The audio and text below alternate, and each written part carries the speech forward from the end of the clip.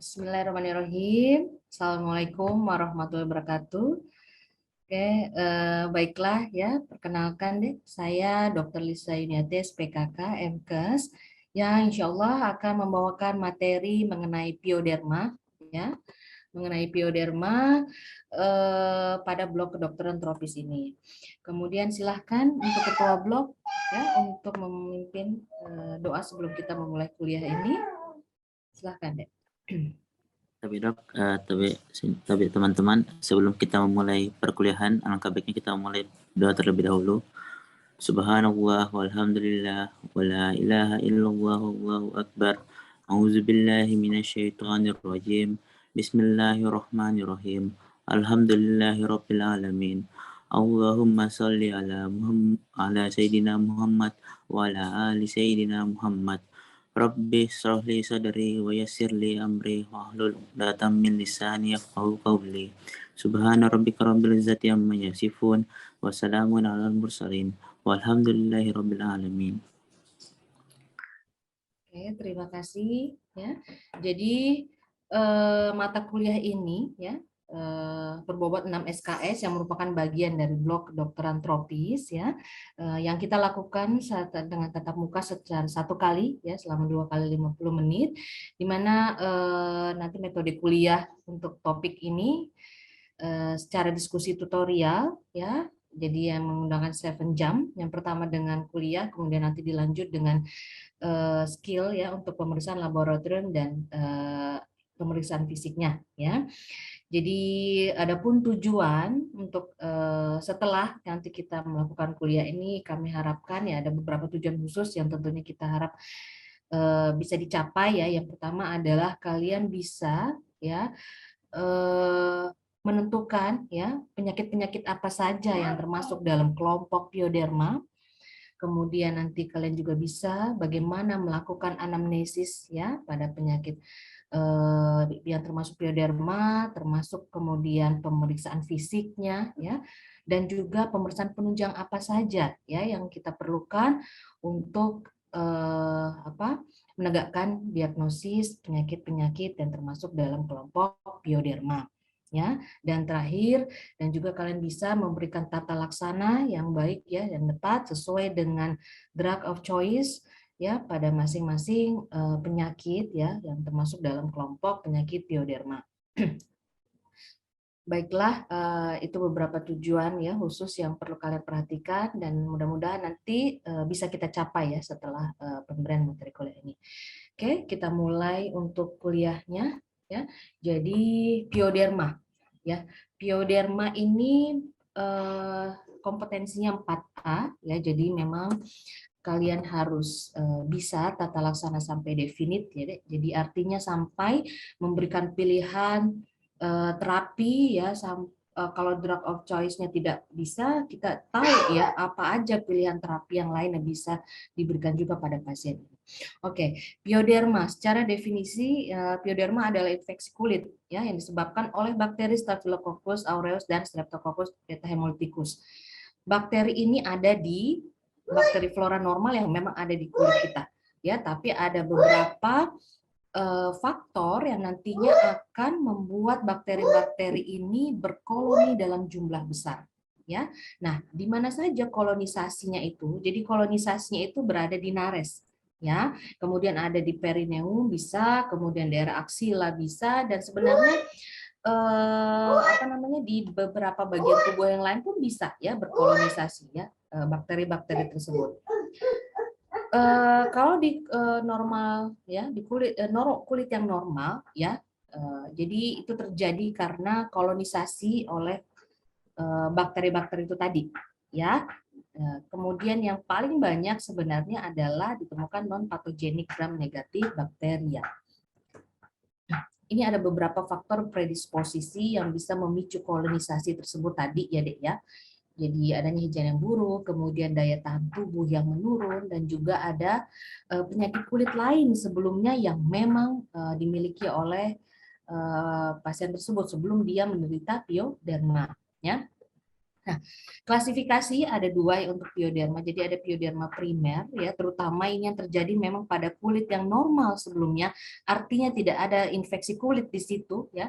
Yang kedua pioderma sekunder, yaitu pioderma yang terjadi pada keadaan kulit yang memang ada peradangan sebelumnya di situ. Misalnya ya ada dermatitis apa ya, kemudian dermatitis atopik atau apa. Nah, bakteri mudah untuk masuk ke dalam situ akhirnya menjadi infeksi sekunder. Nah, itu disebut dengan pioderma sekunder. Tapi kalau pioderma primer yang kulit yang tadinya tidak ada apapun di situ kemudian tiba-tiba muncul bisul misalnya. Ya, bisul kan termasuk pioderma ya. Nah, itu yang disebut dengan pioderma primer. Kemudian ini terapi. Kenapa terapi saya jelaskan di depan? Karena memang terapi ini secara keseluruhan sama ya, Dek. Terapi ini secara keseluruhan sama untuk semua penyakit-penyakit pioderma yang akan kita pelajari nanti. Oke? Nah, oke, terapi. Jadi terapi yang pertama itu kalau kita di kulit itu terapi topikal dulu. Jadi belum sistemik, topikal dulu ya. Topikal treatment dulu. Di sini drug of choice-nya adalah mupirocin ointment. Ya, mupirocin ointment. Kemudian ini bagus kalau digunakan di efektif ya, kalau digunakan 3 kali sehari selama sekitar 7 sampai 10 hari deh. Oke. Nah, kedua baru ini sistemiknya ya, sistemik antimicrobial treatment ya. Nah, di sini penggunaan terapi antibiotik sistemik sebaiknya berdasarkan jenis dari bakterinya ya. Nah, ini memang biasanya kita lakukan apalagi kalau kondisi pioderma yang sudah bernanah ya deh, misalnya ada abses ya, kemudian ada furunkel yang tidak sembuh-sembuh ya, bisul ya. Nah, itu memang sebaiknya kita periksakan ya, pusnya, nanahnya itu kita periksa apa sih bakteri apa yang ada di situ, ya kan? Nah, jadi seperti ini. Yang pertama, kalau misalnya bakterinya itu adalah grup A Streptococcus ya, jadi pilihan terapinya bisa diberikan penisilin ataupun benzatin penisilin. Alternatif terapinya yang lain selain tadi ya bisa eritromisin ataupun cefalexin. Nanti dosisnya bisa kalian baca lebih lanjut ya. Kemudian untuk kalau organismenya Staphylococcus aureus, pilihan terapi utama itu adalah diclosaxilin. Ya, diclosaxilin. Kemudian alternatif yang lain kalau nggak ada diclosaxilin bisa cefalexin boleh, amoxicillin plus clavulanic acid juga boleh. Oke, itu organisme yang kedua ya. Yang ketiga, jadi kombinasi antara grup A Streptococcus dengan Staphylococcus aureus ya, yang mana dia alergi terhadap penisilin. Nah, ini kita pilihan terapinya adalah eritromisin. Jadi kalau dia alergi terhadap obat-obatan yang turunan penisilin, kita berikan eritromisin ya. Alternatif yang lain bisa diberikan clarithromycin, azitromycin ataupun clindamycin. Yang keempat, organisme yang keempat, ya. Jadi kalau yang ditemukan bakterinya itu adalah methicillin resistant Staphylococcus aureus, pilihan terapi yang kita berikan itu adalah minocycline, ya. Drug of choice-nya itu adalah minocycline. Kalau tidak ada minocycline, terapi yang lain bisa kita berikan trimetoprim sulfamethoxazole ataupun ciprofloxacin, ya. Oke. Nah, sekarang kita masuk ke dalam penyakit-penyakitnya yang termasuk dalam kelompok impetigo, termasuk dalam kelompok pioderma. Ya. Yang pertama adalah impetigo dan ektima. Ini impetigo dan ektima menjadi yang pertama karena dia paling superficialis deh, paling superficial. Jadi dia paling mudah untuk kita diagnos, paling mudah untuk terlihat klinisnya ya. Oke, jadi impetigo dan ektima. Etiologinya tadi ya Staphylococcus dan Streptococcus ya. Jadi di sini dikatakan infeksi yang superficial di lapisan epidermis ya. Kemudian nanti kalau dia extending meluas ya sampai ke dermis, kan tadi dia epidermis, kemudian meluas ke dermis. Kalau meluas ke dermis itu disebut dengan ektima. Ya, di mana nanti kalau dia sudah menjadi ektima ya karakteristiknya itu ditandai dengan erosi yang krusta dan ulcer ya. Kemudian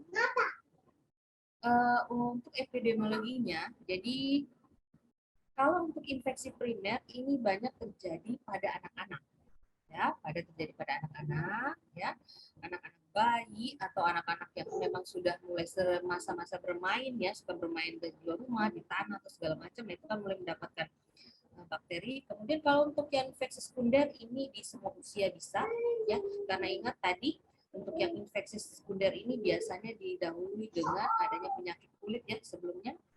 Kemudian kalau untuk yang jenis impetigobulosa itu pada anak-anak dan dewasa, ya jarang pada orang dewasa ataupun orang tua. Etiologinya sama, Staphylococcus aureus juga atau Staphylococcus dan campurannya. Nah, kalau impetigobulosa kebanyakan disebabkan oleh Staphylococcus. Nah, port di entry, di mana sih masuknya itu bakteri ya? Jadi kalau untuk impetigo yang primer, bakteri itu masuk memang kalau ada trauma minor deh. Trauma minor itu jadi maksudnya mungkin anak-anak ini dia kan bermain ya, bermain tanah atau apa, kemudian terjadi gesekan, akhirnya terjadi trauma minor yang memang tidak kelihatan oleh mata kita, ya tidak kelihatan oleh mata kita. Nah itu yang menjadi port di entry untuk masuknya bakteri. Kemudian yang kedua adalah impetigo sekunder, ya impetigo sekunder, di mana ini memang ada penyakit dermatosis, ya dermatosis yang menyertainya itu sebelum tadi seperti yang selalu kita sebutkan di awal, ya bahwa ada penyakit kulit terlebih dahulu yang muncul di situ, ya kemudian baru masuk bakteri. Oke, itu yang menjadi port di entry untuk masuknya bakteri. Nah, ini beberapa penyakit kulit apa saja sih ya yang bisa menjadi port di entry untuk masuknya itu bakteri. Misalnya contohnya dermatitis atopik, dermatitis kontak, kemudian dermatitis stasis, ya, psoriasis vulgaris, dan pyoderma gangrenosum. Ulkus juga bisa ya, kemudian jamur aja bisa ya, jamur juga bisa. Jadi kalau ada tinea pedis, ada tinea capitis ya, nah ini bisa menjadi port di entry untuk masuknya bakteri juga. Oke. Nah, sekarang untuk anamnesisnya apa aja yang kita perlukan ya. Jadi untuk anamnesis kita perlu menanyakan durasinya deh ya. Durasi waktunya itu kapan? Kalau impetigo waktunya itu sekitar hari ke minggu, tidak pernah berbulan-bulan. Ingat, kalau MP3 itu waktunya akut ya, cepat dia muncul, tidak pernah berbulan. Kalau ektima, oke. Kalau ektima bisa dari minggu hingga berbulan-bulan. Jadi memang gambarannya itu ektima itu biasanya dia lebih jelek ya, lebih berat ya gambarannya. Nah, kita masuk ke gambaran klinis. Jadi kalau impetigo itu ditandai dengan pruritus yang bervariasi ya. Kemudian kalau ektima disertai dengan pain ya. Nah, kita lihat gambarnya. Nah, ini dia. Di sini bisa kalian lihat ya. Kalau untuk lesi di kulitnya, jadi ini kan masuk non bulosa impetigo ya. Jadi ada vesicle ya. Ini kan ada vesicle yang mungkin ya, seperti ini vesicle, kemudian ada pustul, erosi ya, dan juga ada krusta. Nah kalau ini impetigo non bulosa atau kita sebut juga dengan impetigo krustosa ya, karena dia ada warna kuning krusta yang berwarna kuning keemasan. Ini impetigo bulosa ya, kalau impetigo bulosa ini dia khasnya adalah adanya vesicle ya, ada vesicle dan ada bula yang mengandung cairannya itu kalau bukan bening dia atau ada seperti pus-pusnya, tapi di foto ini tidak ada ya. Jadi tapi khasnya itu seperti ini deh ya, ada vesicle dan juga ada bula. Ingat ya, kalau dulu kita kuliah efloresensi, vesicle itu yang berisi cairan ukurannya kecil ya, ukurannya kecil kurang dari setengah senti. Kemudian kalau bula itu ukurannya, dia sekitar 1 senti. Distribusinya lihat lebih banyak di daerah yang intertriginosa ya, intertriginosa seperti ketiak ya, ataupun daerah ini, daerah ketiak ini banyak sekali ya, banyak sekali biasanya ditemukan lesi vesicle ataupun bula. Kemudian ektima. Ektima itu dia ditandai dengan krusta yang lebih tebal ya. Gambaran krusta yang lebih tebal, kita lihat langsung gambarnya. Nah, seperti ini. Ya, korengan atau biasanya biasanya banyak ya anak-anak ya yang kakinya seperti, nah itu sebenarnya ektima deh. Ya, ektima nih, gambar seperti ini. Ya, ini adalah gambaran impetigo yang lebih dalam lagi. Ya, jadi seperti itu. Apa aja DD-nya? DD-nya banyak ya. Jadi kalau DD sekitar mulut, kita bisa DD dengan perioral dermatitis. Kemudian kalau mungkin di bagian tubuh yang lain bisa kita DD dengan dermatitis kontak alergi. Herpes juga bisa. Ya, herpes ini bisa karena kan dia gambarannya ada vesikel dan nah seperti ini.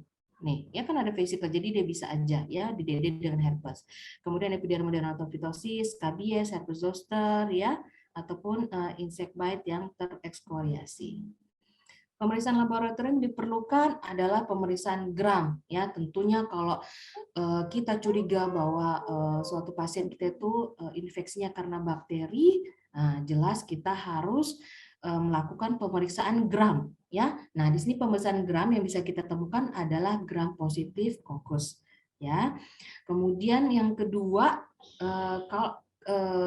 kalau lebih mau mengetahui lagi ini jenisnya ya, kokus yang apa misalnya, itu kita bisa lakukan kultur. Nah, ini biasanya yang kita butuhkan untuk terapi oral ya atau sistemik. Jadi kan terapi oral atau sistemik itu kita butuh jenis dari bakterinya tersebut ya supaya lebih tepat ya. Karbunkel. Karbunkel ini adalah furunkel yang ya jadi dia furunkel yang menjadi bergabung ya menjadi satu ya. Jadi dia banyak ya. Berkelompok lah ya, ceritanya bisul yang berkelompok. Nah, ini memang terjadi pada beberapa kasus yang terutama pada pasien DM ya. Pada pasien DM itu biasanya yang tadinya hanya furunkel biasa kemudian menjadi karbunkel ya.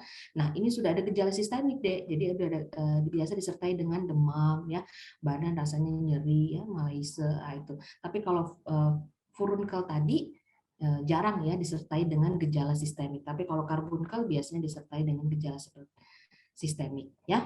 Oke. Ini contoh gambarnya deh ya, perhatikan. Ini banyak kasusnya pada penderita DM ya. Jadi dia yang tadinya furunkel cuma satu doang ya, cepat sekali perkembangannya, pertumbuhannya ya, bakterinya akhirnya menjadi karbunkel ya, berkelompok. Oke. Kemudian terapinya, kalau sudah terjadi karbunkel seperti itu, terapinya adalah dilakukan drainase. Ya, kita lakukan drainase, jadi kita buka sedikit ya, kita buka sedikit, kita insisi sedikit saja, tidak sampai 5 mili deh, hanya 3 mili, pokoknya dibuka sedikit, baru kita pasang skun di situ ya, untuk jalur keluarnya pusnya. Itu kan nanti pusnya itu nggak berhenti-berhenti tuh ya, akan keluar terus dia. Jadi memang kita harus buatkan drainase. Dan yang kedua kita berikan antibiotik sistemik ya, antibiotik sistemik. Ini contoh-contoh obatnya ya, diklosaksilin, clindamycin, erythromycin dan lain-lain. Kemudian kalau untuk infeksi yang berat ya pada daerah yang berbahaya itu tadi sebenarnya contoh pada gambar ini kan tadi di leher ya, leher bagian belakang itu sebenarnya berbahaya deh ya kalau tidak diterapi ya. Jadi harus memang cepat ya diberikan terapi. Dan pasien itu harus imobilisasi. Jadi artinya tidak boleh banyak gerak dulu ya. Tidak boleh banyak gerak dulu karena bisa mempercepat perkembangan dari bakterinya tersebut. Kemudian antibiotik itu minimal diberikan selama 1 minggu dan juga kita bantu dengan terapi topikal yaitu pemberian mupirocin ointment. Nah, ini berikutnya abses ya. Nah, jadi ini kita semakin lama semakin berat ya, Dek ya. Mulai tadi yang paling ringan itu kan impetigo ya. Nah, ini sekarang jadi abses ya. Jadi lebih berat lagi. Yang disebabkan oleh sama bakteri Staphylococcus aureus juga ya. Nah, ini terjadi pada sama sebenarnya folikulitis furunkel dan karbunkel, tapi yang menjadi lebih berat lagi akhirnya terjadi abses. Terapinya tetap sama tadi juga insisi dan drainase ya, kemudian terapinya sama seperti terapi folikulitis furunkel dan karbunkel. Oke. Yang berikutnya, nah ini yang terakhir ya. Jadi soft tissue infection. Jadi yang tadinya cuma di dermis, di epidermis, dermis, kemudian akhirnya ke jaringan tisu ya, jaringan tisu lunak ya. Nah, ditandai ya dengan gambaran yang akut, berarti kalau akut itu kan jelas ya, eritem, edem, praban hangat, nyeri Itu semua masuk di peradangan akut. Kemudian diffuse itu artinya luas deh, ya, luas, spreading, dia menyebar, ya, menyebar, menjalar. Kemudian ada edem, kemudian ada inflamasi supuratif, jadi ada pusnya atau ada nanah biasanya, ya. Oke. Dan gejala sistemiknya ada malaise, ada demam, dan ada menggigil biasa pasien juga, ya. Oke. Yang pertama adalah erisiplas, ya, erisiplas. Erisiplas ini selulitis kutaneus superficial, ya, ditandai dengan adanya keterlibatan jaringan limfatik, ya, keterlibatan jaringan limfatik deh. Jadi biasanya kalau ada selulitis itu ada beberapa jaringan limfa yang di tubuh kita yang ikut membengkak, ya, ditandai dengan nyeri, kemudian warna yang kemerahan, ya, kemudian menimbul edem, dan batasnya tegas. Ini poin paling penting. Nanti untuk membedakan erisiplas dengan selulitis. Kalau erisiplas itu batasnya tegas, nih lihat gambarnya. Tuh. Nah, ini ya, ini batasnya, marginnya jelas. Oke, di pipi juga bisa nih. Ini erisiplas, ya. Beda dengan selulitis. Kalau selulitis itu dia tidak timbul dan tidak timbul dan dia batasnya itu tidak jelas antara kulit yang sehat, ya kan? Tidak, ini kan tidak jelas nih antara kulit yang sehat dengan kulit yang normal itu meraba-raba kita dari mulai warna merah tua, merah terang, merah muda, akhirnya ke pink atau putih. Nah, itu kan. Tapi kalau yang tadi, yang ini erisiplas kan sangat jelas sekali, kontras banget antara kulit yang sakit memang dengan kulit yang sehat, ya. Nah, itu dia perbedaan mencolok antara erisiplas dengan selulitis deh. Kalau selulitis itu kenapa sih kok dia lebih batasnya tidak jelas? Karena